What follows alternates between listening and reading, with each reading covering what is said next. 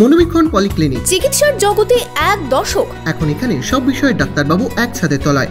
Phone করুন 7477799515 এই নম্বরে। হরিহরপাড়ার ঝাঝা মাঠ এলাকায় বাইক দুর্ঘটনায় আহত 3 যুবক। শুক্রবার সন্ধ্যায় ঘটে দুর্ঘটনা। বাইক আরোহী কারোর মাথাতেই ছিল না হেলমেট। মাথায় নেই হেলমেট, দ্রুতগতিতে নিয়ন্ত্রণ হারিয়ে কালভার্টে ধাক্কা মোটর বাইকের, গুরুতর জখম 3 যুবক। শুক্রবার সন্ধ্যায় হরিহরপাড়া ঝাঝা মাঠ এলাকায় ঘটে দুর্ঘটনা। দুজনের অবস্থা আশঙ্কাজনক হওয়ায় তাদেরকে মুর্শিদাবাদ মেডিকেল কলেজ হাসপাতালে স্থানান্তরিত করা হয়।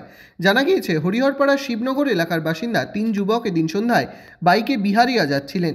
পথে ঝাঝা মাঠ এলাকায় বাইকের নিয়ন্ত্রণ হারিয়ে রাস্তার পাশে কালভার্টে ধাক্কা মারে। স্থানীয়রা 3 জনকে উদ্ধার করে হরিহরপাড়া ব্লক প্রাথমিক স্বাস্থ্যকেন্দ্রে নিয়ে গেলে দুজনকে মুর্শিদাবাদ মেডিকেল কলেজে স্থানান্তরিত করা হয়। বাইক আরোহী কারোর মাথাতেই হেলমেট ছিল না।